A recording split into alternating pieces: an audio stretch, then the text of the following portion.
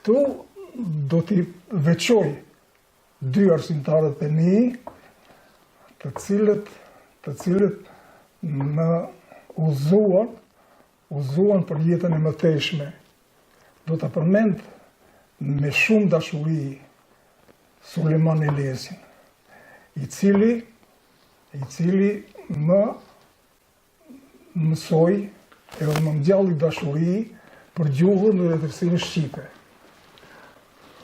Këtu duhet përmendur edhe mësuesin tjetër të matematikës, Demir Zenkun, i cili me shumë përkushtim, me shumë zell, mësoi matematikën dhe prandaj unë paralelisht në shkollë të mesme si matematikën ashtu edhe gjuhën shqipe i ndiqja me shumë kujdes. Bile në fund të kur kreva gjimnazin, profesori im i gjuhës shqipe thotë, duhet studiosh albanologjin. Ndërsa profesori tjetër i matematikës thotë, do të bësh gabim nëse nuk studion matematikën. Unë isha përcaktuar që në filloren në mësus Sulën që të vazhdoj gjuhën shqipe. Mësus Sula, profesor, ishte mësimdhënës në shkollën e fshatit Gjagoll? Sula më ka dhënë mësim në klasën e 8 në fshatin Gjagoll. Atëherë erdhi si mësues i ri me plot energji dhe në ngjalli dashurinë për gjuhën dhe letërsinë shqipe. Profesor, mu pak na kujtoni me që kemi në gjuhë, po shumë pak është folë për mësuesi Suleman Elezi, thonë çfarë qasësh kishte se ka qenë shumë këmbgulës që të mësojnë të rinjt në atë kohë, tregojnë, do të thonë ka qenë shumë i përkushtuar. Do t'ju tregoj një rast kështu. Kur e kreva të vjeçare, ai atëherë kur isha në klasën e 8, në klasën e 8, u hap gjimnazi. Është viti 1966-67. U hap gjimnazi gjenerata e parë. Dhe ai të shti motivon mu të duhet gjimnazin të mbajnë, duhet të shkosh në gjimnaz. Edhe unë ja dhash fjalën se do të shkoj.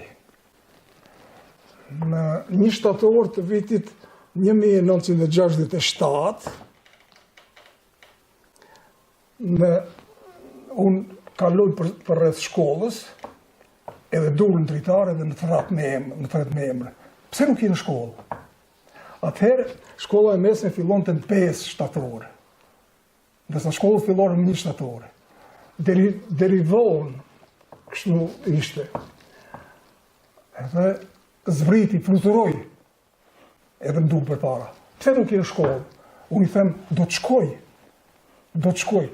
Edhe kur i them se shkolla gjimnazi fillon në 5 shtator, atë më përqafoj.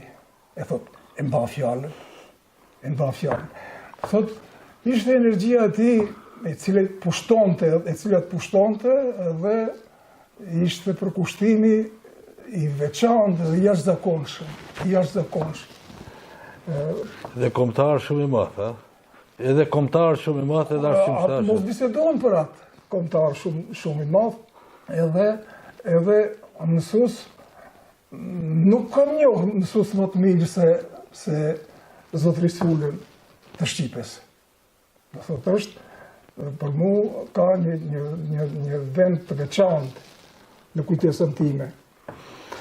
Dhe vazhdo gjimnazin ju jeni gjenerata e parë në Kërçovë? Jo, unë jam gjenerata e parë, po brezi i dytë. Do thotë, gjimnazi kishte filluar në vitin 1966-67, kur unë isha klasa e 8. Vitin 1967-68, unë u regjistrova në vitin e parë gjimnaz.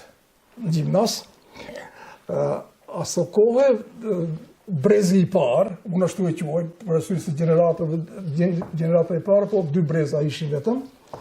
Në brezën e parë ishte regjistruar 78 nxënës, të cilët kaluan vetëm 16. Vetëm 16, nga 2 paralele, 78 nxënës, kaluan vetëm 16.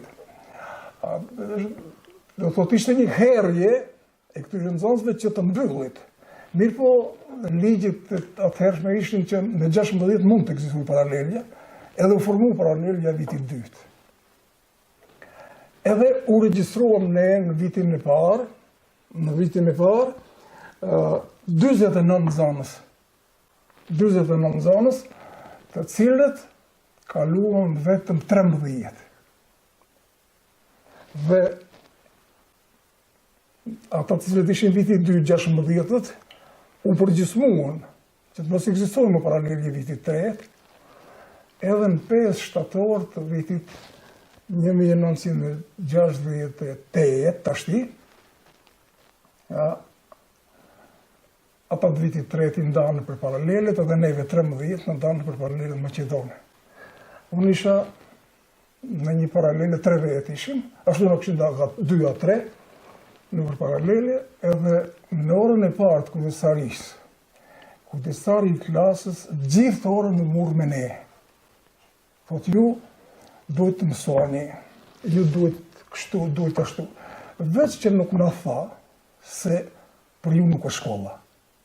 Këtë nuk na e tha, decisivisht, po indirekt asaj rrugë shkonte.